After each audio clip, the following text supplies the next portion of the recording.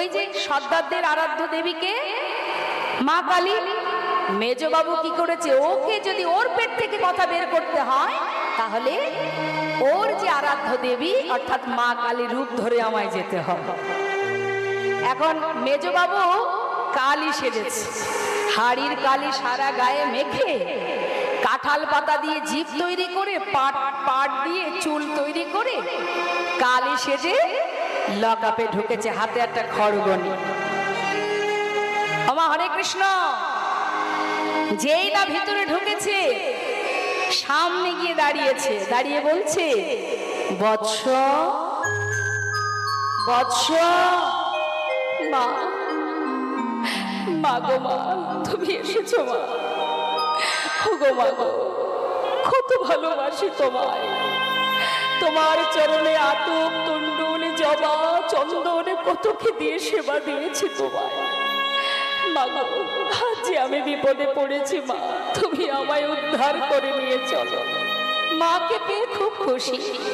মা বলছে, বৎস অবশ্যই এসেছি মানেই তো তোকে উদ্ধার করব, তবে আজ নয়, কাল তোকে উদ্ধার করব।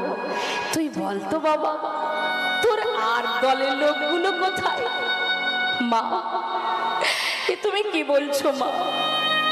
আমি তো তোমার কথা বুঝতে পারছি না মা গো। থানার ছোট বাবু, মেজ বাবু, বড় বাবু তারা এসে যে প্রশ্ন করলো আমায়, আজ তুমি আমার মা হয়েও সেই একই প্রশ্ন করছো কেন মা? আমি কিন্তু বুঝতে পারছি না মা, আমি বুঝতে পারছি না তুমি কি তাদের দলের লোক না আমার? মা গো মা, তুমি আমায় পার করো মা, পার করো। করবো তো, করবো বলেই তো এসেছি বাবা। শুধু একটু বল না, আর সব কোথায় আছে, ব্যাপারটা কি? বাবা ডাকাত মনে মনে ভাবছে, ব্যাপারটা কি? কোথাও যেন একটু সন্দেহ হচ্ছে যে মা জগৎ জননী। বলি মা, ক্ষমা, তুমি তো আমাদের মতো নয়ন তোমার নয়, তোমার তো ত্রিনয়ন।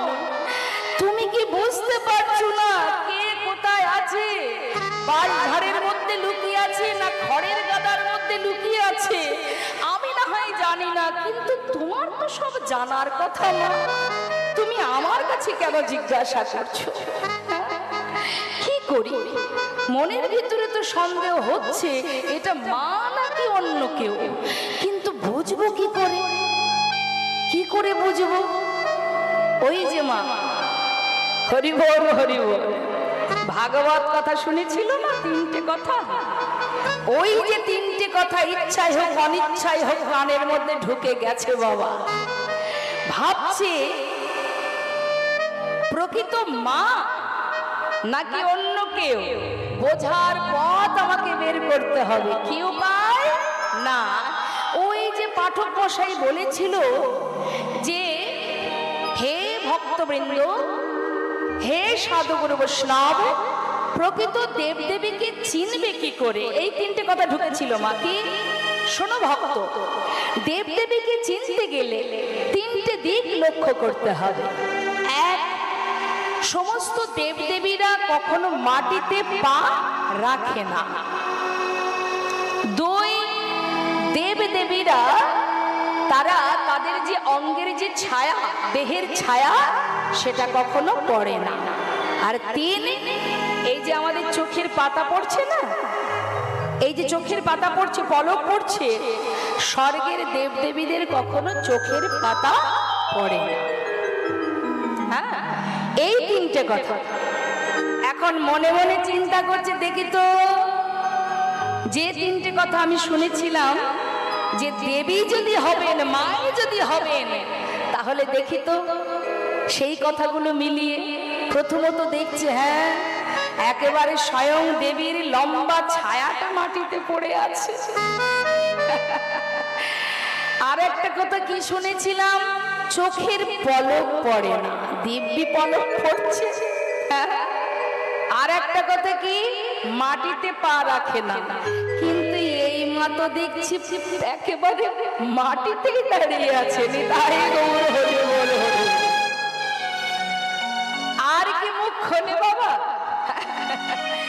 মুখ খোলে? এই যে কথাটা মা, এই জন্যই আপনাদেরকে বলা যে ভাগবত কথা, লীলা কথার এমনই মহিমা যে যতটুকু নিতে পারবে, প্রকৃতভাবে যে শুনতে পারবে, শ্রবণ যদি সঠিক হয়, তার আজ না হলেও একদিন এই অমৃত তার কাজে লাগবেই লাগবে। তাই গৌর হরি বল, এর ফল সে একদিন না একদিন পাবেই পাবে। মহাজন বললেন, নাম যদি শ্রবণ করে মানুষ, তাতে কি উপকার? আসুন পদাবলী কি বলছে। শ্রী গৌরাঙ্গের মধুর লীলা,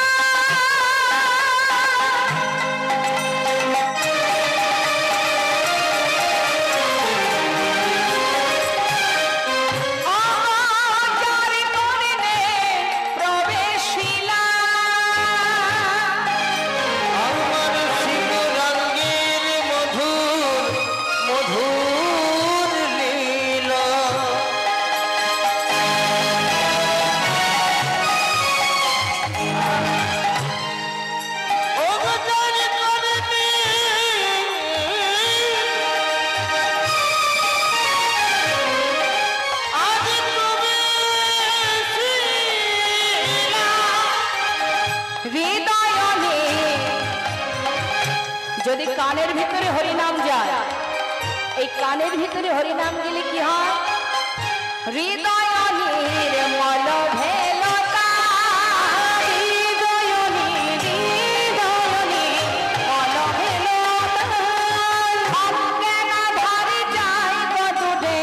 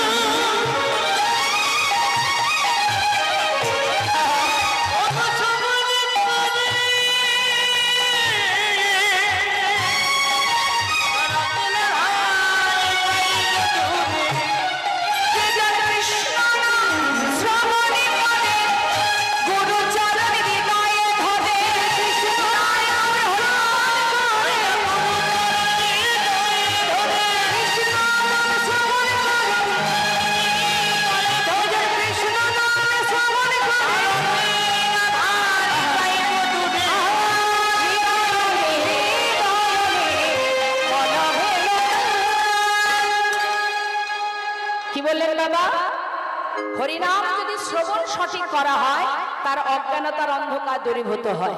এটা তো সোনার গুণ মা। আর যদি কেউ হরিনাম গায়, সে কি পাবে? শাস্ত্রে বলেন, হরিনাম গাইলে হৃদয় মাঝে কৃষ্ণ প্রেমের উদয় হয়। যদি কেউ হরিনাম গায়, হৃদয় মাঝে কৃষ্ণ প্রেমের উদয় হয়। আসুন আমরা সবাই মিলে একবার হরিনাম জপ করব। হ্যাঁ, প্রত্যেকে গাইব। সবাই দেখি দুহাত তুলুন, প্রত্যেকে তুলবেন দুহাত। এই সময় অলসতা করবেন না, হরিনাম গাওয়ার সময় অলসতা করবেন না।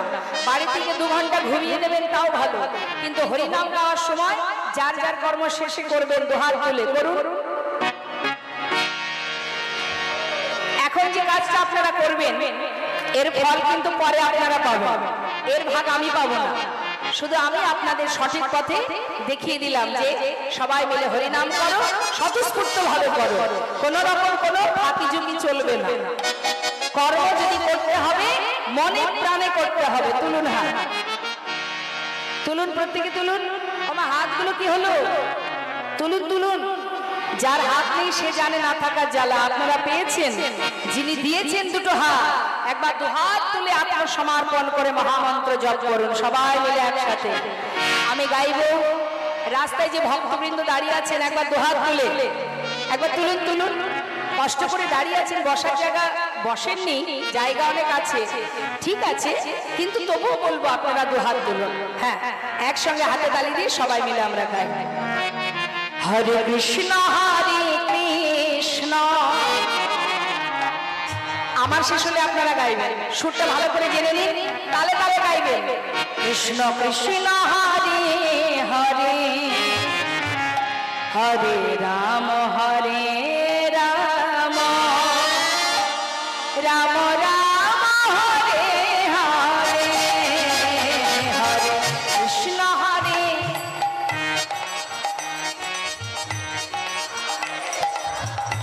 বাবা খুব সুন্দর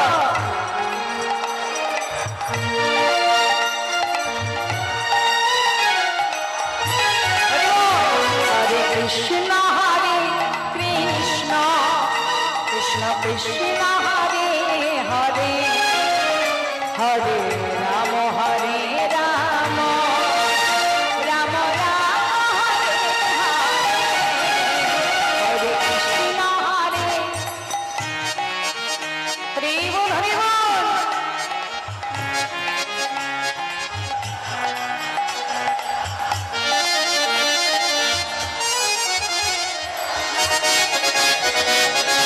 হরে কৃষ্ণ কৃষ্ণ কৃষ্ণ হরে হরে হরে রাম রাম রাম হরে হরে হরে কৃষ্ণ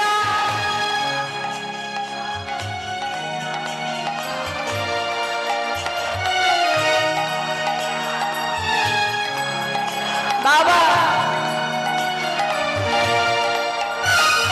হরে কৃষ্ণ কৃষ্ণ কৃষ্ণ হরে হরে হরে রাম রাম রাম হরে হরে হরে কৃষ্ণ কৃষ্ণ কৃষ্ণ হরে হরে হরে রাম রাম রাম হরে হরে হরে কৃষ্ণ কৃষ্ণ কৃষ্ণ হরে হরে হরে রাম রাম রাম হরে হরে হরে কৃষ্ণ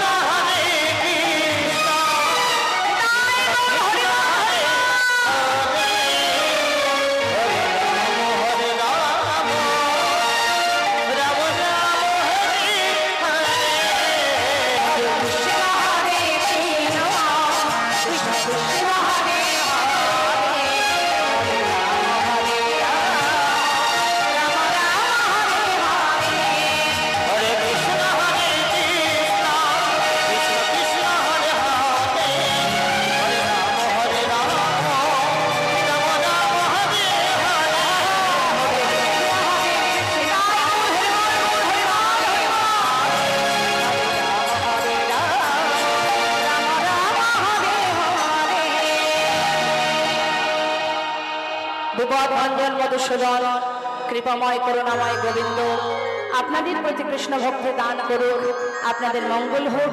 আপনারা এইভাবে ভগবানের সেবা করুন, দিনে দিনে ভগবানের চরণ সেবায় আপনারা নিজেদেরকে সঁপে দিন, এটাই ভগবানের কাছে প্রার্থনা করি। তাই গৌর হরি বল, গৌর হরি বল। কীর্তন মানে বিশাল কঠিন বিষয় নয় মা। কৃষ্ণ কথা শ্রবণের সাথে সাথে আমাদের লীলা কথা বছর বছর শুনছি, সবকিছু মনে নাও থাকতে পারে, তাই না? আপনারা প্রতি বছর এখানে লীলা শ্রবণ করছেন, সব কথাই যে মনে আছে তা তো নয়, কিন্তু দুটো একটা কথা তো মনে রাখাই যায়।